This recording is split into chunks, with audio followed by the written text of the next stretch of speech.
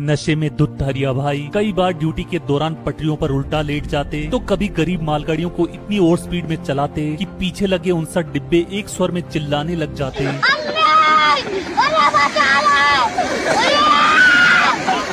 एक दिन विब्रूमिन से भरी मालगाड़ी के होम सिग्नल पर खड़े हो जाने से लोको पायलट एएलपी और गार्ड क्रिकेट खेलने चले गए, किंतु डीजल लोगों ने साजिश के तहत सारा डिटेंशन हरिया भाई पर डाल दिया, जिससे हरिया भाई को शेड में 2 घंटे क्रेन से लटकाया गया। किंतु इतने टॉर्चर के पश्चात भी हरिया भाई ने डीजल लोगों से कहा, जो ये तेरा टॉर्चर है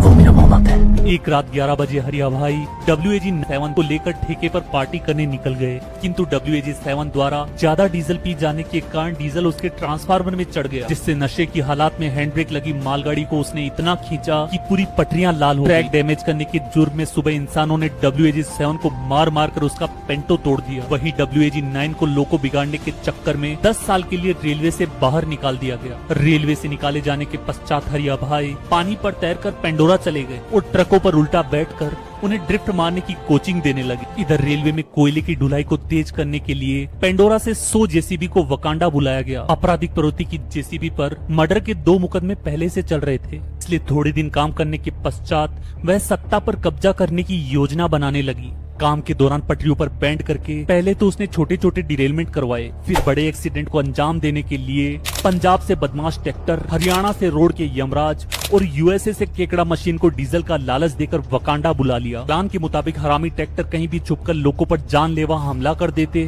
केकड़ा मशीन पूरे रेलवे ट्रैक को उठाकर खा जाती, आत्मघाती हमलावर ट्रक ब्रिजों के नीचे से ट्रेनों को आग लगाकर उन्हें जिंदा जलाने लगे, जबकि मास्टरमाइंड जेसीबी शेड में जाकर अभी से मालगाड़ियां चलाने की प्रैक्टिस करने लगे। चारों ओर डिरेलमेंट और एक्सीडेंट को देखते हुए वकांडा रेलवे ने तुरंत प्रभाव से हरिया भाई को वापस बुलाया और हरिया भाई ने वापस आते ही डीजल शेड में सभी लोगों की आपातकालीन बैठक बुलाई। हरिया भाई जानते थे कि कहीं भी काम करने में सक्षम गलीज जेसीबी को बल से नहीं बल्कि छल से हराया जा सकता है, इसलिए उसने मास्टरमाइंड जेसीबी को कोंकण में नया ट्रैक बनाने के लिए भेजा और पीछे से डायनामाइट लगाकर उसे हमेशा के लिए मौत की नींद सुला दिया। अपने सरदार की मृत्यु के पश्चात सारी जेसीबीओं ने हथियार डाल दिए और हरिया भाई उन्हें गिरफ्तार करके फिर से पेंडोरा ले गया, जिसके पश्चात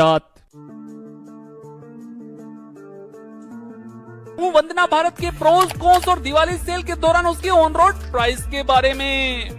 आइए देखते हैं, मजा आएगा। अगर बात वंदना भारत के पॉजिटिव पॉइंट की जाए तो स्टेबलिंग के लिए इसके हर चक्के पर 1.5 लाख का पार्किंग ब्रेक लगा होता है, जिससे एक बार स्टेबल करने के पश्चात ये रात में नींदों में उठकर अपने आप से नहीं चलती। जबकि LHB और ICF कोच वाली हमारी आश्रम एक्सप्रेस मंगल भावनया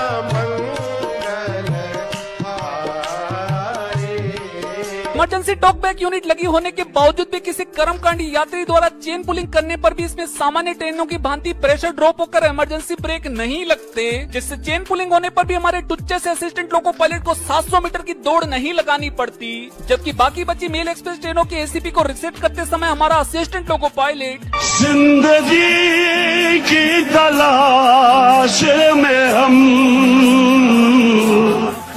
मौत के